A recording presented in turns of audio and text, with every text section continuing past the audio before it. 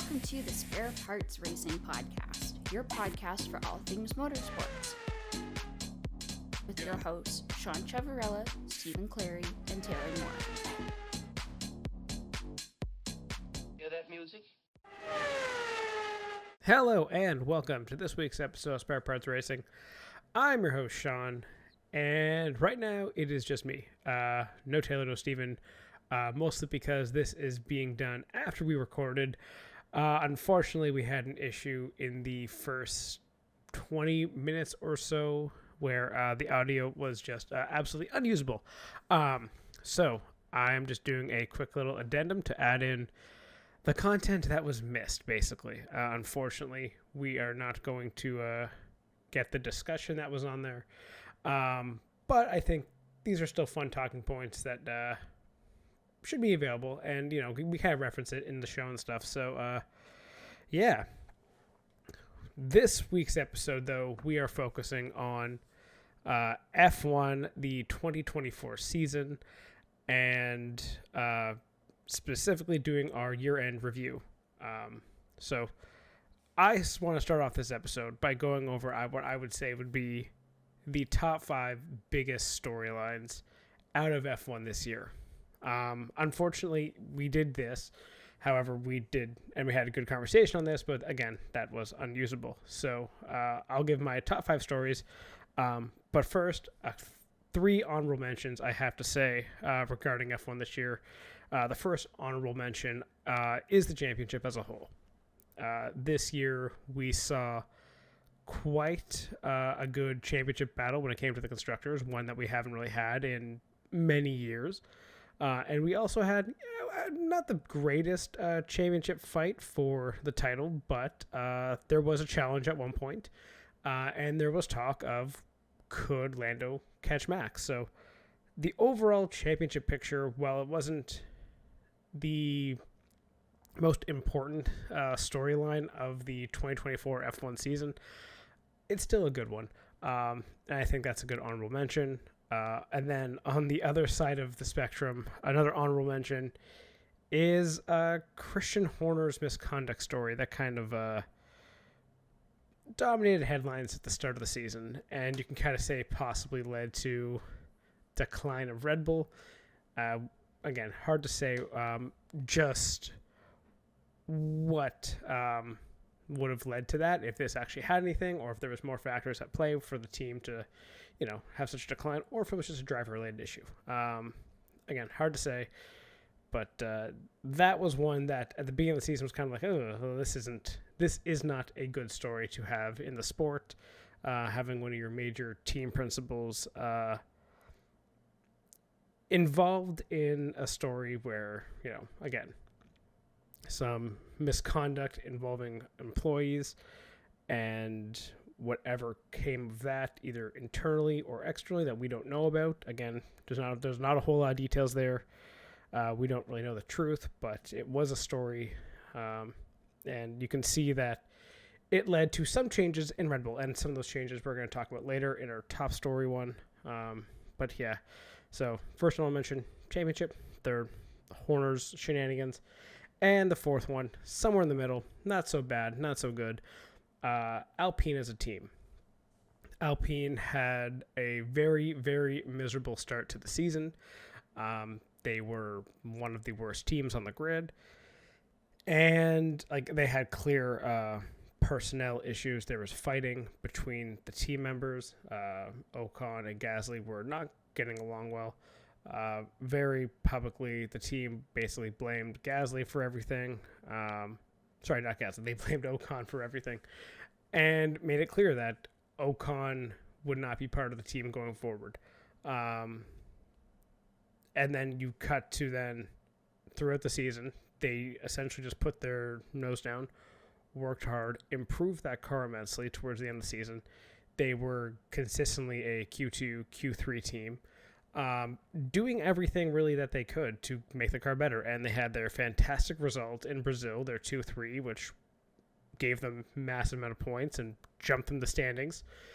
So for the team to be able to start so poorly and then to rebound in such a way throughout the season, definitely not a top story of the season, but one I think that should get an honorable mention. So, without further ado, our top 5 storylines of the F1 2024 season. At number 5, I have Williams damage cost.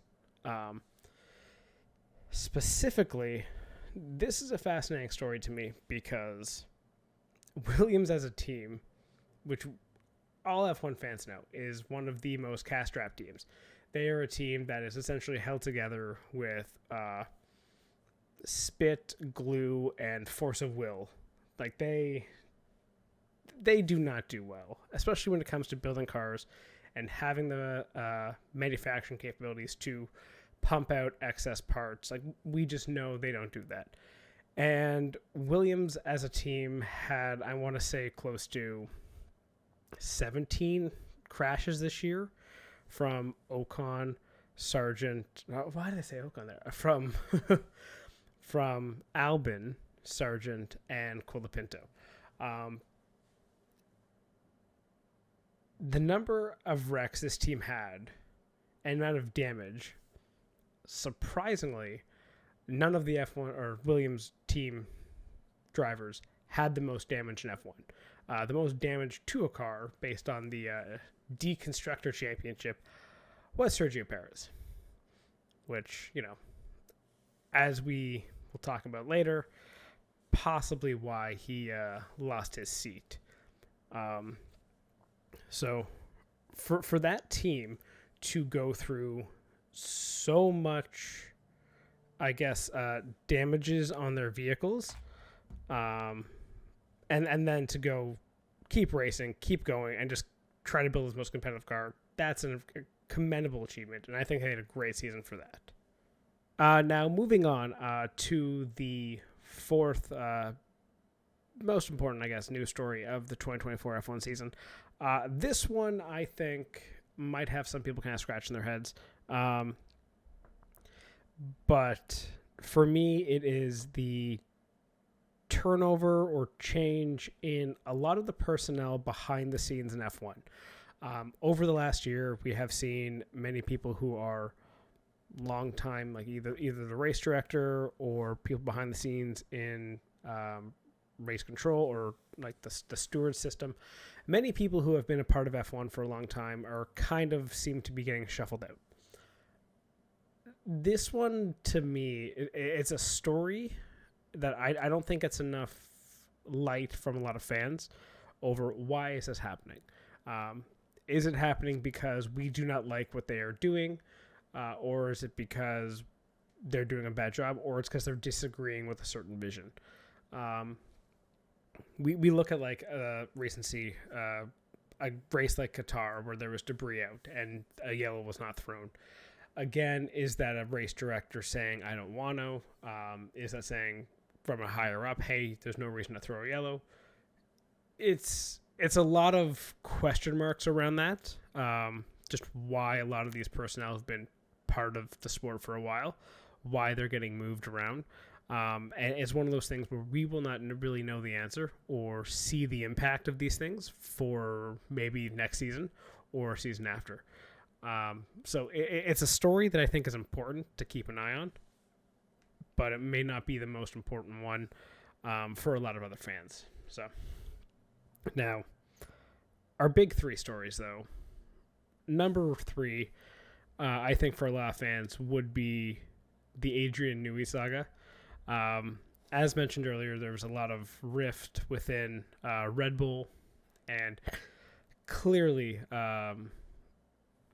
there was different ideas. And Newey was a guy who, I guess, controlled his own destiny, wanted maybe to go to a team that didn't have so much turmoil behind the scenes, let's say.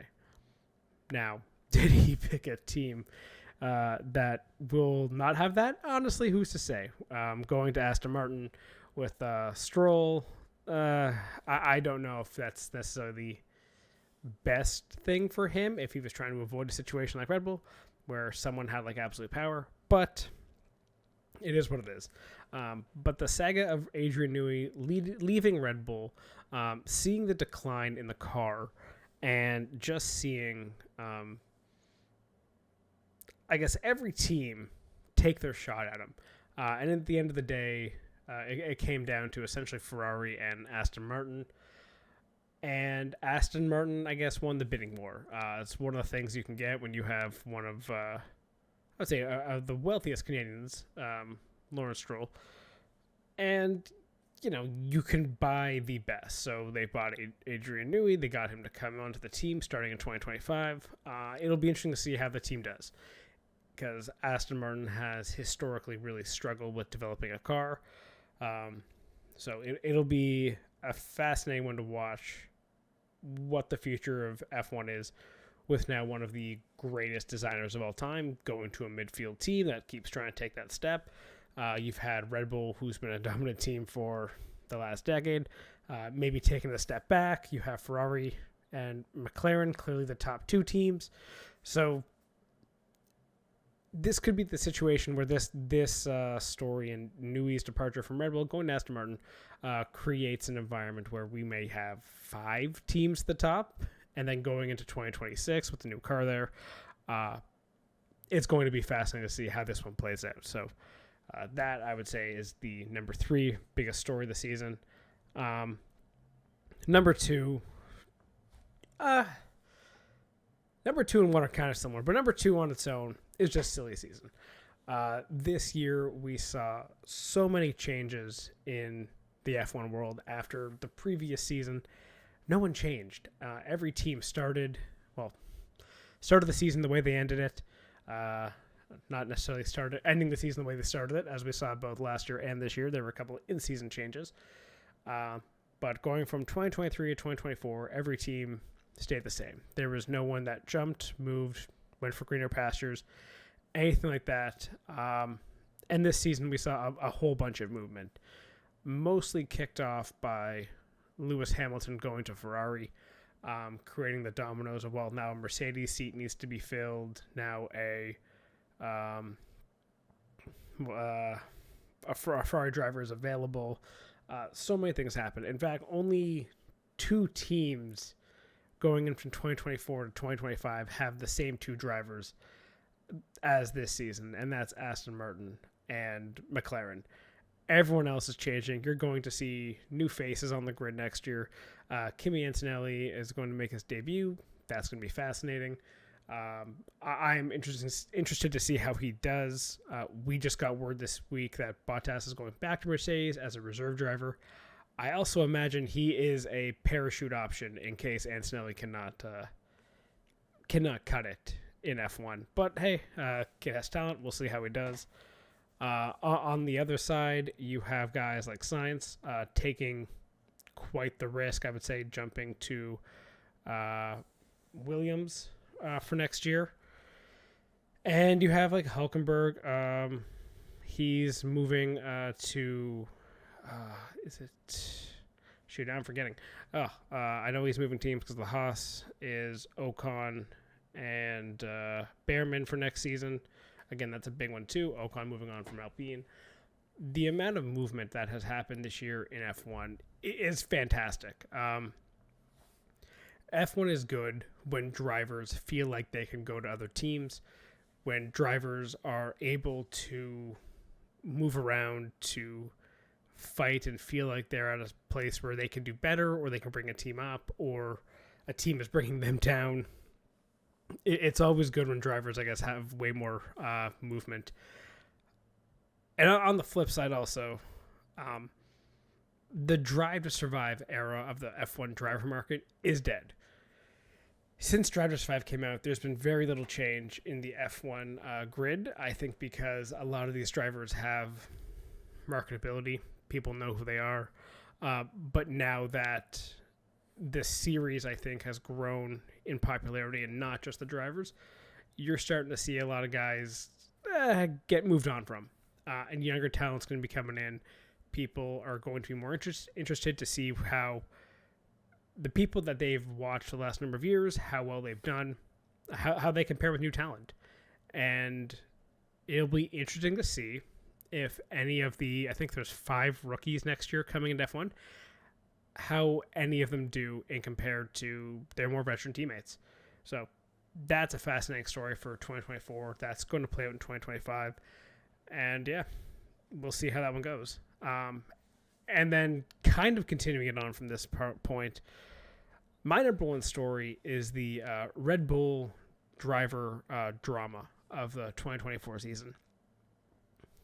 It became very obvious about halfway through the season that Sergio Perez was not up to the task being asked of him by Red Bull. As a result, we know this week that Perez has essentially been fired from his seat, and Liam Lawson is going to take over. This, I think, was one of the biggest stories of the season, mostly because a team like Red Bull, who we know is historically really ruthless with its drivers, they held on to him, obviously at a detriment to the team. The team kept getting worse, not winning a Constructors despite winning the Drivers' Championship, actually not becoming first or second in Constructors, finishing third. A major failure by the Red Bull organization as a whole. So their inability to move on from Perez did massive damage to their team. And it's interesting to see that they've gone with Lawson to replace him.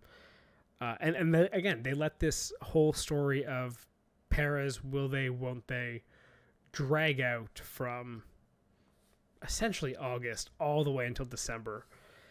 And it's a shame for the drivers that they had to go through this. It's a shame for fans of this driver who every race, they don't know if they're showing up and watching, if this is their driver's last chance.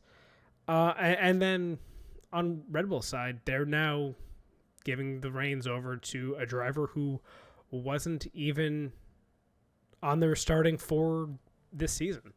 They had to remove Ricardo mid-season, and then as a result, they've now put Lawson in. So Yuki is definitely unhappy with this, and will probably be looking to go somewhere else the next year, I imagine. There's a possibility it could be Aston Martin with that Honda connection. But again, we shall see where all these things play out. But yeah, so that's my biggest storylines of F1 2024. Just a quick recap. Number 5 was the Williams damages throughout the season. Number 4 is the change in F1 personnel and, I guess, race direction. Number 3 is Adrian Newey leaving Red Bull. Number 4, silly season as a whole, and the driver market going crazy this year. And number 1 was the Red Bull driver drama of 2024. So basically, that was the conversation that you missed when we had a recording issue. Now we will be joining us with me, Steven, and Taylor as we discuss the teams going through and giving our reviews of each team for the 2024 season. All right. Start with, are we going by constructor standings or by... Constructors, obviously. Okay, perfect, because that means we get to talk about McLaren. Oh, here we go. Oh, great. You guys picked it, not me. And I think in the end of the season, you got to be happy with a Constructors Championship. Your first one in, was it 26 years? So Yeah, it was. Right? 98? Yeah.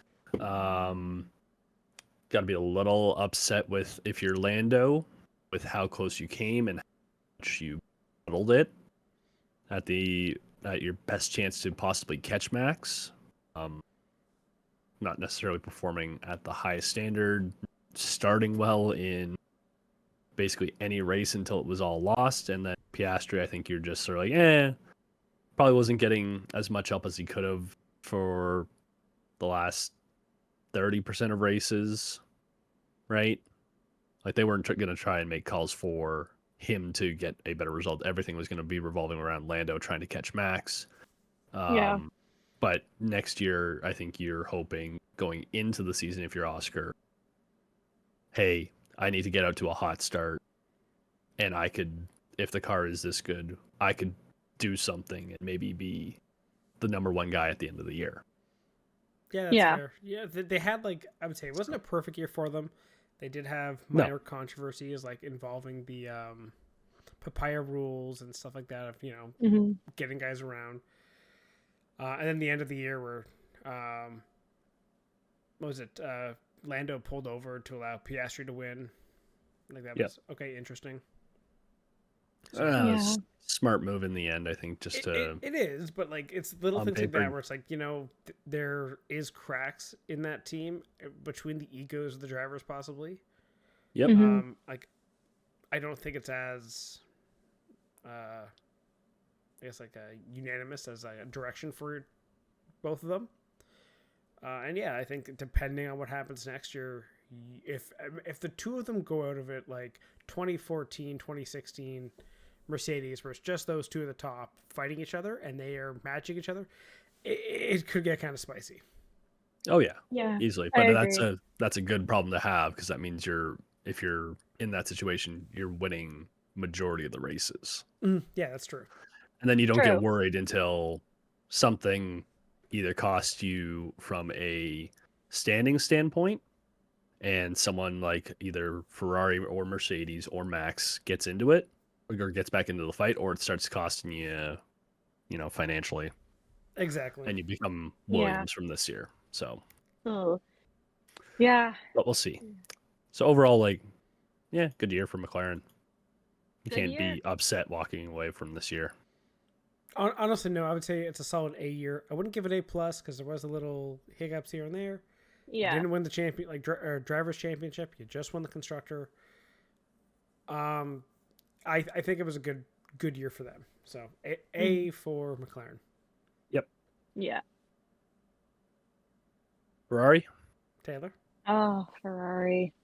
Honestly, I'm kind of impressed with where they ended at the end of the season. I think second is really nothing to be like really upset about. I think that there are things they need to work on, and it was obvious that at some point they started like their performance kind of dipped a little bit like halfway through the season, and I think they struggled on the back end to find pace. But the last few races that they had, they were pretty fast, and I think overall like there were some dips, and I think they had a solid go for 2024. Honestly, it was better than I would have hoped for over the last like 3 years, which has been pretty painful for Ferrari fans. So I'm interested to see what happens next year with Lewis coming on board, and what they can do. And Lewis is very vocal about what's going on in the car, so I wonder how much that is going to end up like affecting development. So we'll see. Overall, I would give it like a solid B plus. There were areas of improvement, but second is still good. We'll take it. I think that's fair. At some points in the season, they honestly looked terrible. They were making typical Ferrari strategy calls. They did not do wet weather or changeable conditions well. No, not at all. And oh my I gosh. think they threw away their championship in that like 6 race stretch in the summer. Yeah. That being they said, had some pretty abysmal showings in the summer. So like, I think wasn't there one race both didn't score a point and stuff? Like, there was a rough stretch for them. pretty sure that might have been Montreal. Montreal. I think It was Montreal where they both had way retirement. to go, Taylor. You cursed them. Yeah, well. Oh well. But yeah, like the Montreal, and then from that basically to, I would say, Spain, Australia, or Austria, Great Britain. Rough stretch in there. Those 4 races. Yeah. But despite that, they still came second, and they were still fighting for the championship all the way into the last race. I think they have a good car. They have a really good platform to build off of. The team seems to be pretty happy, pretty cohesive. It's a good showing for Ferrari. I'd definitely give a B in the season, maybe B plus. Yeah. Yeah, that's sort of where I'm ending up too. Like I feel like for the top 4 teams, or sorry, I guess the top 3 not including Red Bull, after the first 7 to be as close as they were, like so. And he's only. Your mic's cutting out. Oh, my bad. Mercedes was only, what was it, 130 points back, but considering their car was very clearly not up to par as the other two until after summer break, that was a pretty impressive, I guess, not return to form, but getting back on track. So, yeah, I'd put Ferrari at a B+. Yeah, I think that's fair. I guess third is Red Bull. And It's really, a weird one. it's a tale of two sides of the garage where you want to give the one side A+, did everything right, and Max had a fantastic season. And But, then the other side, you want to just fail. You just D-, like not a overall fail, but like D-. It was not a good season for Sergio, obviously. Yeah, and it's so hard. Like they were so opposed, right? Like Max, great, and just Sergio was struggling so much this year. Max had a great season, and his only DNF of the year was Australia. Remember that? Where it was his right, brakes yeah. or something? Mm-hmm. That got stuck or hit some debris or something and had to retire on like lap 6. I'm pretty sure he was in the lead at the time too. Yeah. Besides that race, he didn't finish lower than 6th all year. Like, Max's season, I think, was fantastic and honestly really well done. And then you look at Perez, who just had one of the worst seasons of a top car we've seen in a while. Obviously, he is out of F1.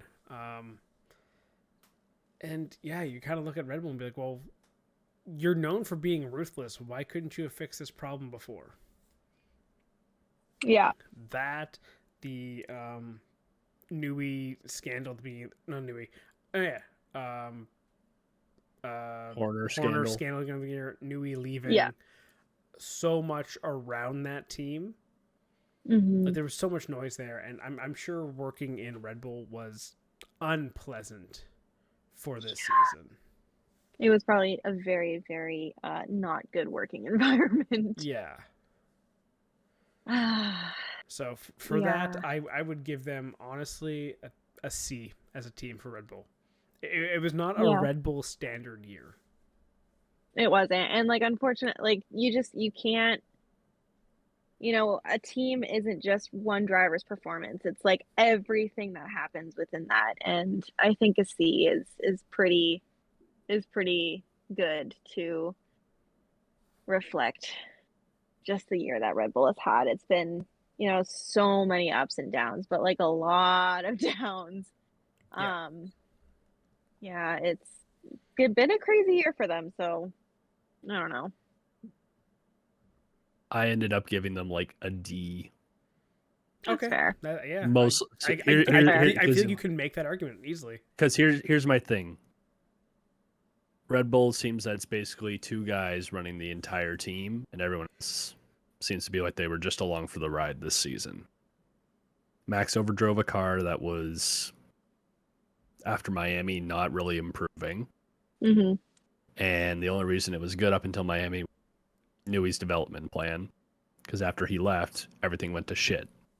You had the team in turmoil on the pit wall. Mm-hmm. You had, what was his name? Who was their sporting director? Jonathan Wheatley. Yeah. Jonathan Wheatley left the team in the middle of it. Right. Not be surprised if there's other teams that have left in the meantime. And I just can't think of it. But I wonder how much of it is related to, as you mentioned, Horner's scandal, because that was a team member that he was texting with, I'm pretty sure. So, yeah, this team seems like it's a team in turmoil, and it'll be interesting where they're at next season. Yeah, agreed. Yeah, I think that's fair. Yeah. It was clearly 2 guys. So I don't know how Max is going to do it next year, but best of luck to them. Mercedes. Oh, Mercedes. This is another weird one, like tale of two seasons almost again, because what was that 3-race stretch where they had really good results? They had the best car, and like it was summer. It was Austria, British GP, and Belgian Grand Prix. So just right before the summer break and coming out of the summer break. But then they also like had some really boneheaded moves. Like Russell's car was underweight. Yep. Oh, that was a strategy right. call that failed too. Also. Yep. Yeah, the disqualification. But that was also a dumb move because you don't get pickup at Spa. Yeah. So. Mhm. I guess, what was it? The car was just apparently under first half of the season. I remember Hamilton complaining about his back every single time. Was that last season? Maybe that was. No, that was last season, I think, with the porpoising. Yeah, that's right. Yeah, the car was not. I guess it wasn't undrivable. But no, they did complain about the drivability of the car. Like Hamilton Yeah. said, it They wasn't did, an easy yeah. car to drive. Yeah, but it wasn't. I don't think it was wasn't the same as like the back issue, like Yeah. the porpoising. That was like definitely a couple seasons Yeah. ago. Yeah. But this car was not easy, and It its setup wasn't, window yeah. was apparently very narrow.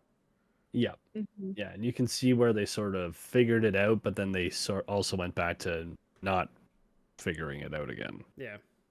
Right. Yeah. So. Yeah, this. I don't know. It's a weird one to grade. In my mind, I ended up giving them a B-. Right. Honestly, Yeah, I think that's very fair. Yeah. They were clearly the fourth team most weekends. Yeah. Yeah, that's I think that's a solid grading for them. I don't know. It was a very odd season, and I think I don't have a lot of confidence in where they're headed either. Like with Lewis's departure from the team and George's inflated ego. I don't know. Like I do wonder if there's going to be tensions in that team moving forward. So we'll see. I don't know. Yeah. Don't have a lot of faith. Yeah, we'll see what happens with them next year. Another team looking at next year, number 5, Aston Martin. As my team, I think a pretty disappointing year. Started off looking pretty good, but it's been the tale of Aston Martin, and since Racing Point even. They can start off a good car. They cannot develop it. And it seems for whatever reason, as the season goes on, they get further and further from the front. Other teams catch them. And yeah, it's rough. This has been a problem ongoing, which is why I think they desperately needed a guy like Newey to come in and maybe revamp that entire team system. So, like, for me, Alonso did his part. Stroll, also fine.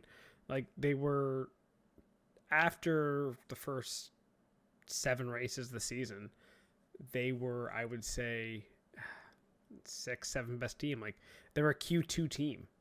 They're a team that just fights for the points.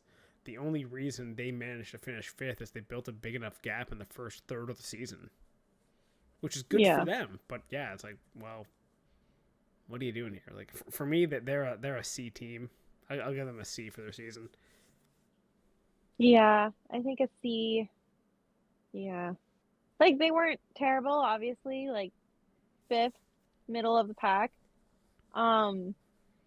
But yeah, like a C, C- even. They have a lot they need to work out. A lot of things they need to work out. Yeah, they're in no man's land. They really are. Mm-hmm.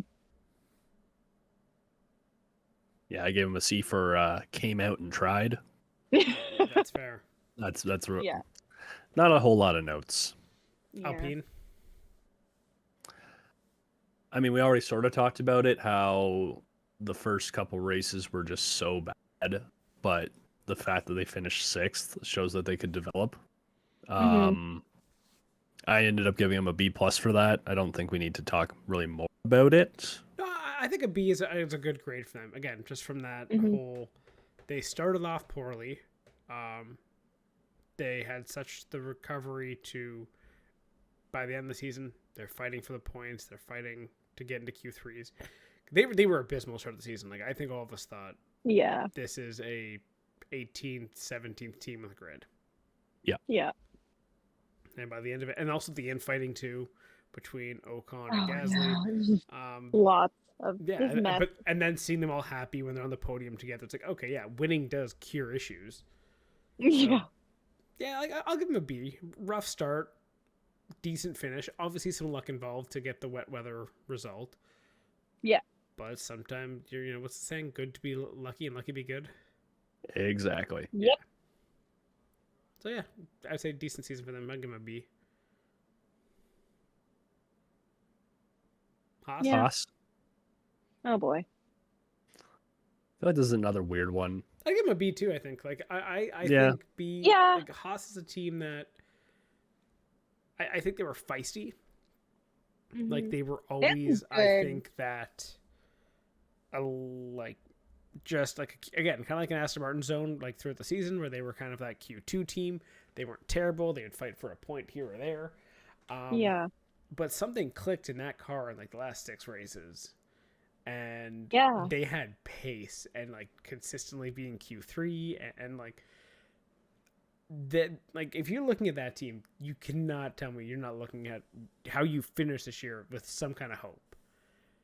It's like we've kind of seen this before in a certain papaya colored team that finished very strongly to a season and came out the next season firing.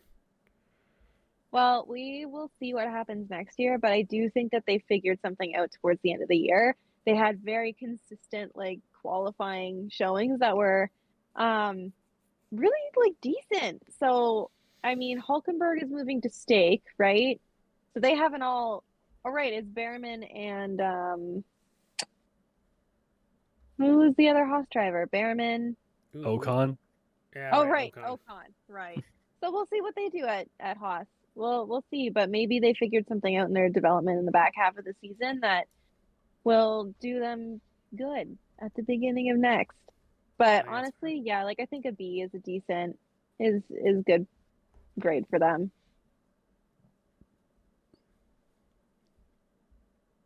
Racing Bulls, Honda, V-Carb or V-Carb or Cash App or I don't know, fucking that other team with a bull on it. Yeah, honestly, Bull I don't car really number have, 2.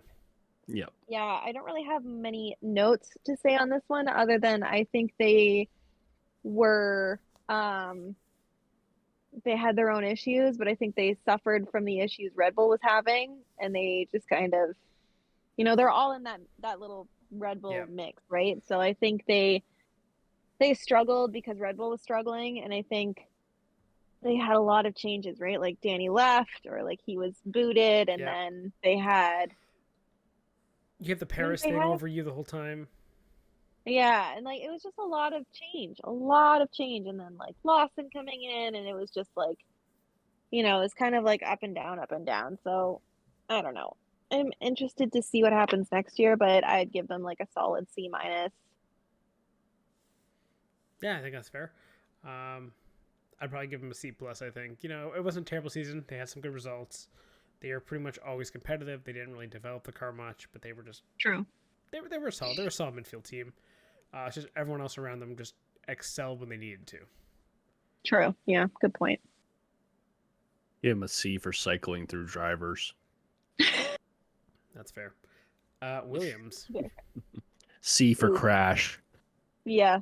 Just get it. I'm getting my puns out of the way. Okay, I was gonna give him a C- for cash minus. Yeah, that's a good one. Yeah, cash deficit. Yeah. There you go. D for deficit for Taylor. Ooh. Yeah, D for deficit. Honestly, if they didn't wreck so much, they could have had a better season, but they've just. They could have. I think they had decent pace to be like, they were in the middle of the pack, and I think that they could have had a better season if they just didn't freaking crash so much. And then they had their own driver issues, getting rid of Sargent and bringing Colapinto in. So I feel like, there was a little bit of instability in the team, a lot happening. Working on a budget. wasn't- Budget's getting stretched Yep. thin when your cars are getting destroyed Yep. all the fucking time. And was it Valve's first year? Or his second year? No, his second year, because he was in Drive to Survive last year, so second year. But we'll see. I don't know. It was meh. Yeah, I feel bad for them. And finally, last team, Kick Sauber. Oh boy, that Steak F1. Is it Steak still or is it Kick? Is it Kick? I don't fucking know. It's Kick now. Sauber. Just call it Sauber. Sauber. It's easier. Anyway, Just because they make it hard doesn't mean we have to suffer. D for dumpster fire of a season. Absolutely terrible. Yeah, a D for don't want to remember this one. Yeah. Yeah. I don't know if I got another pun for it after those two. Okay. D for done, as in finally it's done. Mm-hmm. Because that was like, they were just so abysmal at the start. You remember they had like an average pit stop time of like 55 seconds or something Ugh. stupid like that through the first 3 races. Yeah. Painful. Like the fact that Painful. this team scored points at any point in the season is absolutely amazing. Are they still Sauber next year? Or are they Audi? I don't No, know. they're still Sauber next year. Oh, Audi's okay. 2026. I wasn't sure they were coming with a brand or not. Really, they're still Sauber? Oh, okay, well. My brain hurts too much from name changes this Yeah, year. they were a rough Name season. changes both in the Yeah. car, of the car. Yeah. They finally got their first point. What was it, like second last race of the year? Yep. Brutal. Yeah. Yeah. Yeah, not good. Yeah, in a 24 person or 20 grid 20 driver competition, they finished 20th and 22nd in points. Impressive. So, yeah, Oh, jeez. just a shame for them. But hey, it is what It's it is. done. It's over. Yeah, it's over. Looking to next year. And I think that's all I gotta say for F1 now. Is yeah, it's over, and I'm looking forward to next year. I think it'll be fun. 69 days away from F1 testing. Yeah, yep. And then we can do this all over again. And obviously we'll do our Woohoo. we'll do our predictions to start the season, I would say, or 2025 maybe, and things we're looking forward to. Yep. But yeah, do we want to talk about some stuff in the news for this week? Yes, Yeah, we because can there do was some new actually stuff. a lot. Okay. Oh boy. I mean, we already hit on the Checo finally out, Lawson in, Yes. Mm-hmm. Bottas to Mercedes. So that's basically all the F1 stuff. We'll come back to this side of the pond. Connor Daly has a full, Yay! and isn't that amazing? So I can say that again. Yay! You cut out. Actually, Oh, 1 second. We're going to take a break in news because Sarah's calling me. okay. That's fine. Hello.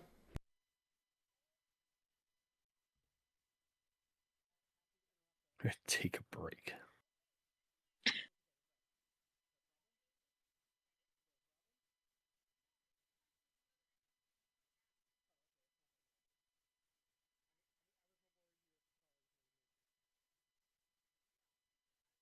I guess that starts next week. Shit.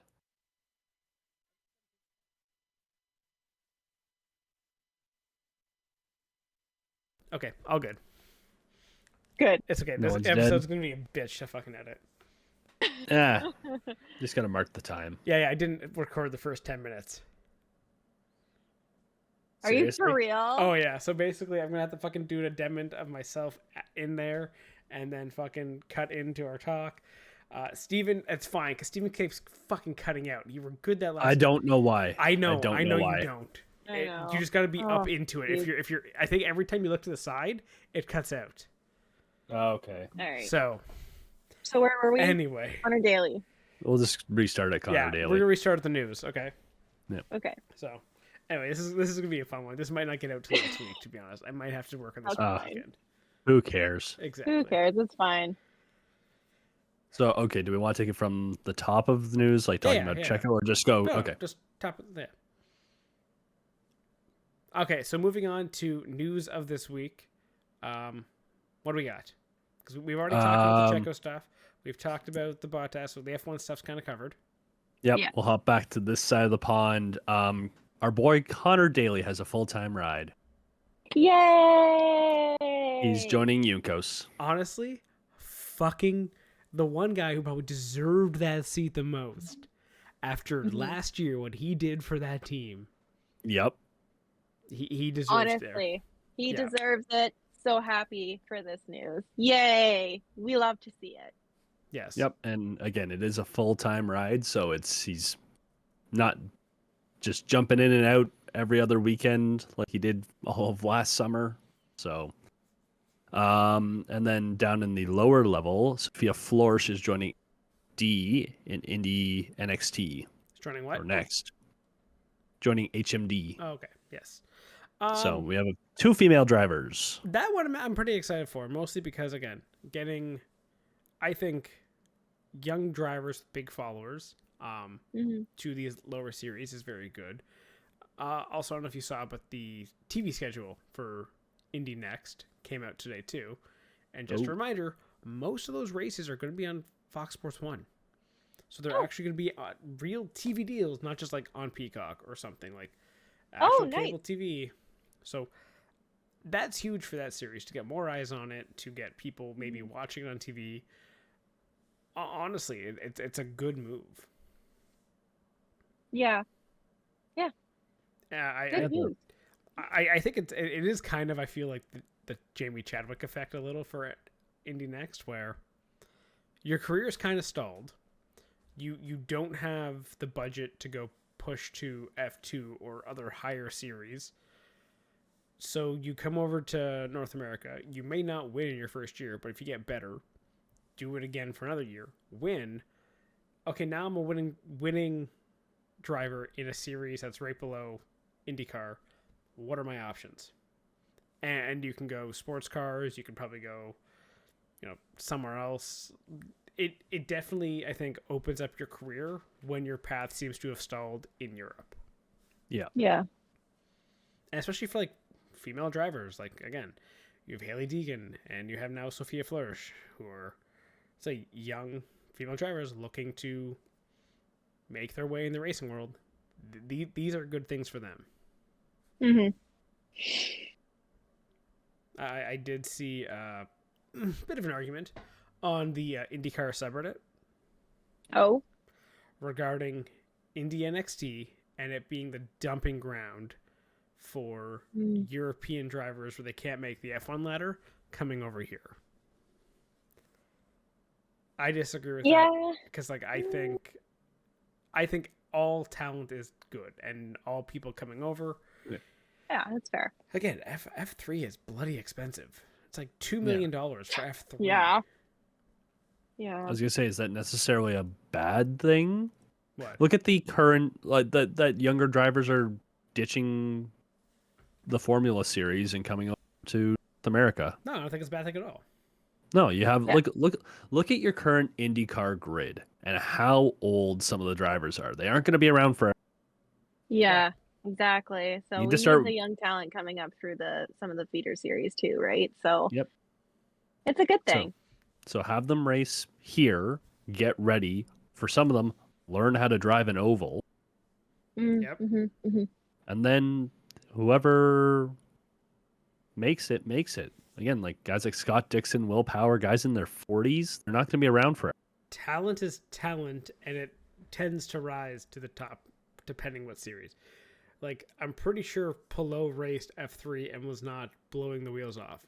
Like, I'm sure Pato O'Ward, I'm pretty sure, did F3. No, Pato O'Ward was always over here in North America. Who else am I thinking? Or look at half the guys McLaren has in their lineup now.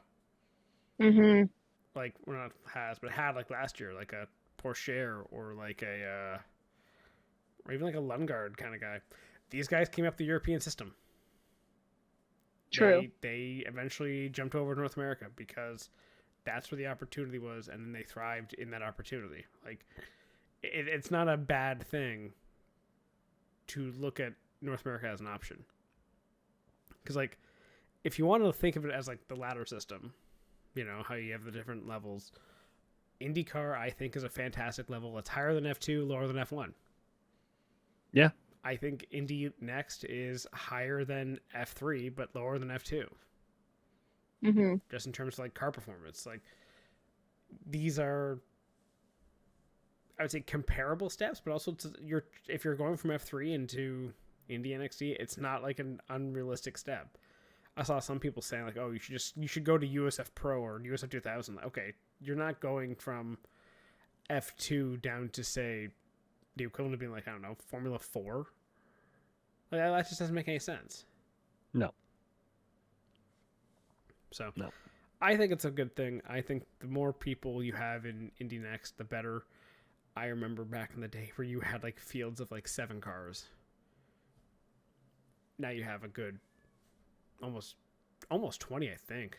I think it's at least 15. I mean, HMD has like 7 by themselves. So. HMD fields like half the thing. It's great. I love them. So Abel has 2 currently confirmed, 1 to be announced, and then Abel with Force Indy has 1 with Pro. Andretti has 4 with 1 satellite team. Chip has 2. HMD has 7. Juncos has 2. And Vinatieri has 1. So it's a healthy field. And 14 races next year, all on lead TV channels. Yeah, that's a 20-car field, and that's pretty freaking good. If that series grows, that's fantastic. Because if that grows, then there's more eyes for those guys to then step up because they can get sponsorship deal, they can get better followings. There is so much good things. There's only good things that can come from this kind of stuff. Yep. It's about time IndyCar had some kind of good things. And honestly, this TV deal I'm kind of excited for. Yeah. Also, that was another thing in the news. The TV deal start times got announced for all the IndyCar races and Indy NXT next, whatever it is. Anything notable? Not really. I think the latest one was like a 4:00 start. I'll see if I can pull it up here.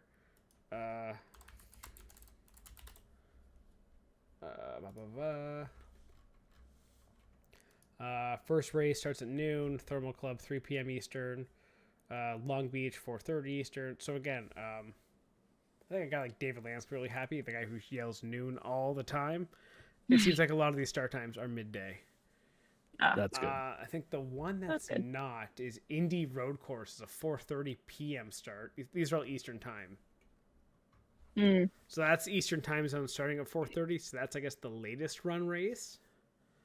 Yeah, everything else, like if you're a West Coast like WeatherTech Raceway, it's 3 p.m. Portland 3 p.m. So yeah, pretty much like the noon thing is kind of getting hit on for a lot of these West Coast races.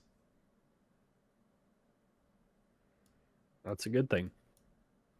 Even still actually, leads to variety. I actually enjoy Nashville Super Speedway, Milwaukee. Those are like, there's no night races, which I kind of enjoy. There's one night race, the first Iowa. So everything else is like 2 p.m., 2:30 for these ovals. And personally, I love that because those are the races you want to go to as a fan. You want to get to something, be there, be done by 5, 4, leave, go home. Like NASCAR start times being like 4:00. Okay, by the time the race is over, it's 9. Now we have to leave. I got to get to work tomorrow. These start times, or at least coverage start time, so I assume maybe half an hour later is race start time. Fantastic. You want your races running early.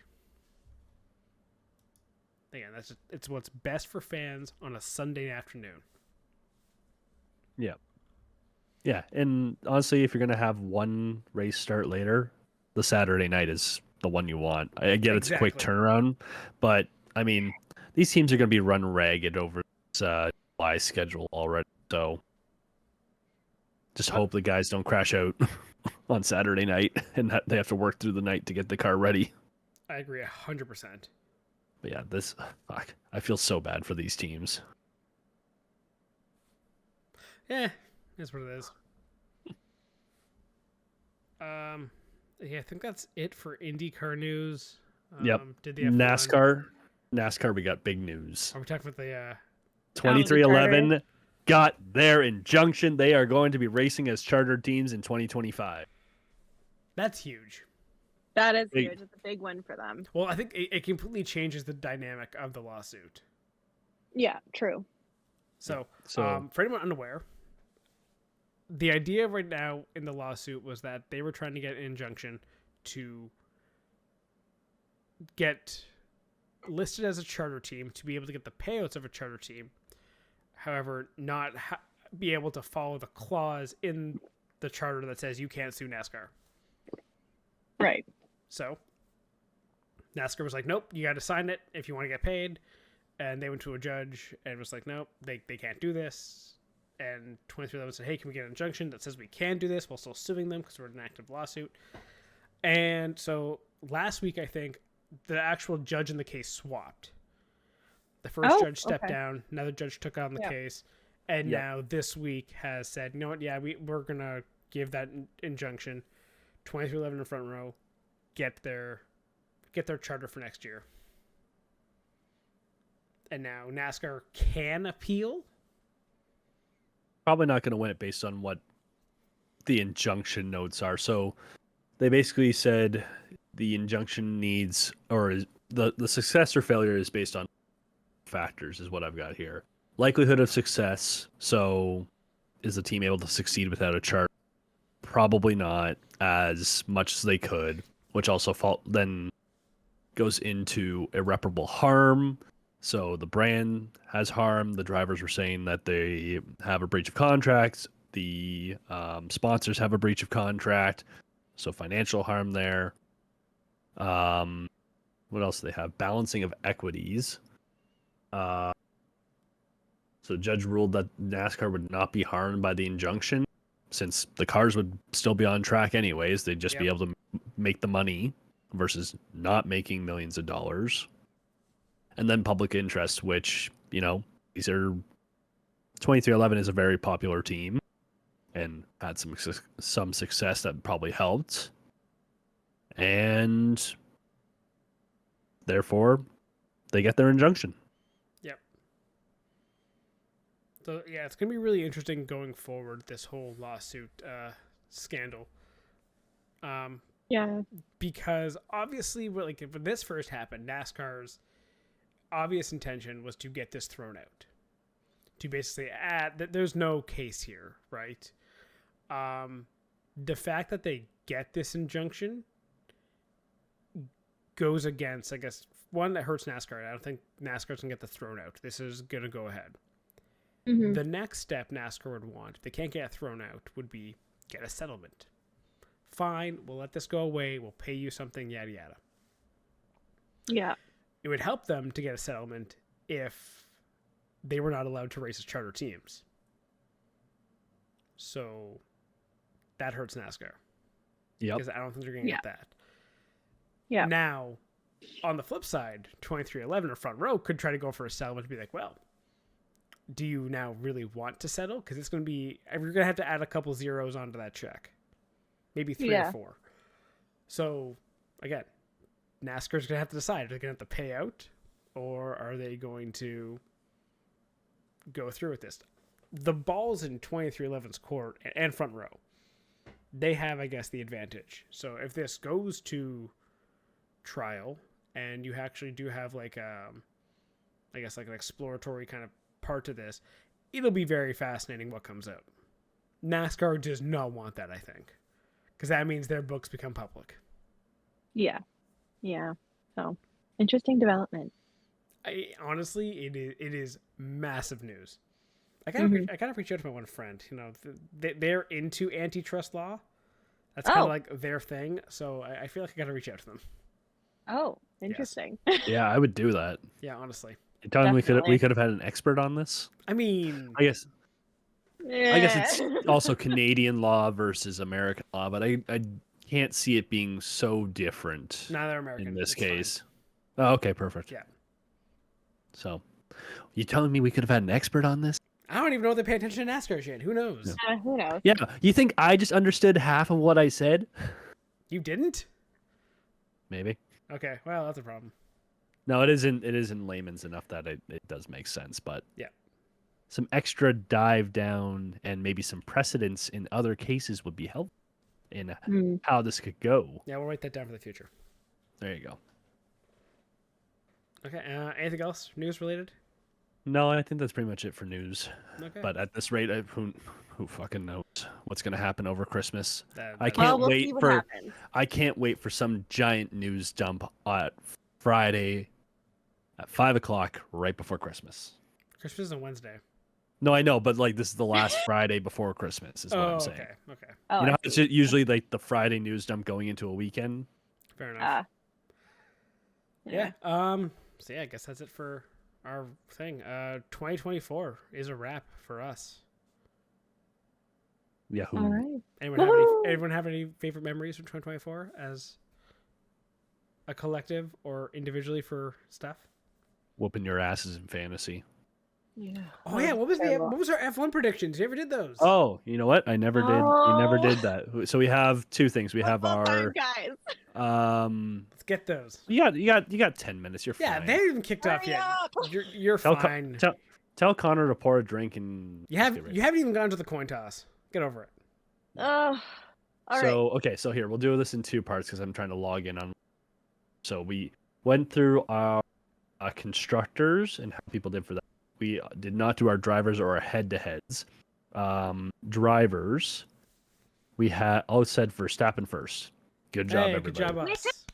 No. We did do this last week. No, talked no, we about this last week. We we started, did some of this. but then Oh, I thought we talked about this last week. Okay. No, anyway, no, whatever. no. We did we did the constructors championship that we did. standings. Right. Okay. So we all had Verstappen first. Some dumbass put Perez second. That dumbass was Sean. Fuck. Okay. Oh, that hurts. The we had Taylor and I had Leclerc second, so I guess good job being one off. It was Close close, enough. not quite. Close enough. Sean, you had Leclerc third, so good job there. Nailed that one. Yep, I had Norris third. Taylor, you had Perez third. Listen, I'm 2 for 3. You Just- guys are 1 for 3. I'm just saying. Yeah. Don't mind how often. it is. Sean, you were Sainz fourth. I had Perez fourth. Taylor, you had Norris fourth, and then I had fifth. That one right, Norris. So, we'll do, and then we also had our head-to-heads. So, anybody want to take a guess at how well they did? No. I think I went 7 for 3. You mean 7 for 10? Like 7 right, 3 wrong. 7 and 3. You are exactly right. Oh fuck yeah! Let's I'm go. gonna say maybe 5. You got 6 right. Okay. Oh hey, all right. I got 8 right. Damn it! Oh, So God. suck it. Wow, So we all okay. had Verstappen, we all had Leclerc. So we all had a real tough one there. Sean and I both had Russell for Mercedes, Taylor Hamilton. Oof. We whiffed hard in the fact that Ricardo is no longer even on that team, so I feel like that's a big ass fucking penalty for all of us. Oh, that's Yeah. bad. Only to be made up by the fact that Albon had an easy time beating Whipping both whoever. Sargent and Colapinto. Yep. Yep. Sean was the only one who got Joe, and he got those points on the second last race. Let's go. We both had Bottas, only to lose it instantly by taking Ocon over Gasly. Taylor and I both had Gasly. In my defense, And Ocon then- had the better finish of the year. Anyway. There you go. And, And the then got- tiebreak. Anyway, Sorry, Whatever. I was gonna say And they and the got tie canned. So Okay, Yeah. and the tiebreaker between me and Sean at the end. Sean said Magnussen. I said Hulkenberg. Taylor also said Oh. Magnussen. okay. Well, there you go. That's fair. Yep. Congratulations, Steven. You whooped our butts again. I'm smart. We're Start not betting on gonna these, men- Steven. Yeah, I should, I guess. Mm. Where I cannot find. Oh, I can't. I don't know why I can't pull up the classic or our league. Well, there it is. I think, is it over? Oh, It is. I think it's over. And honestly, I have no idea. I stopped keeping track of that. Yeah, let's just not talk about that one. Let's just, yeah. was- It's pretty sure Connor won. No, he did not. Who's Oh, he Macy? didn't? I have no idea. Probably Nope, a rando. no idea. I don't know. It's Macy Moore. So No I idea. figured it was. Anyways, the team named Adrian Newey ate my son. Is that you? No, it's not me. Oh, That's wow. who came first. Oh, Peter okay. came second, and then Kathy came third. Oh, Well, good job Good to you job. guys. I was Nope, 12 out of 13. I was 12 out of 13. don't want to hear it. 12 out of I'm good. 13. Oh, You wow. were 10th, Sean, Okay, I'll beat you Much second. better. And Taylor came 6th. So Taylor did wow. the best. Why are you but we burying did that lead? She's 6th. We're 12th and like fucking 10th. Damn. 6 of. I mean, none of us made the top 5. Yeah, that's fair. Anyway. Not Anyway, exactly anything to brag All about. right. that's fair. Is that it for 2024? I think I that's think it for so. 2024. You can go watch the Chargers lose Yes, and we will be back in the new year. Thank you and goodbye. Thank you for tuning in to the Spare Parts Racing podcast. Remember to subscribe so you don't miss an episode, and follow the show on Twitter at Spare Parts Racing. That's Spare Parts RACIN, and on TikTok at Spare Parts Pod. Follow the hosts at Sean Chavarella, at Stephen Clary, and at Tay Moore.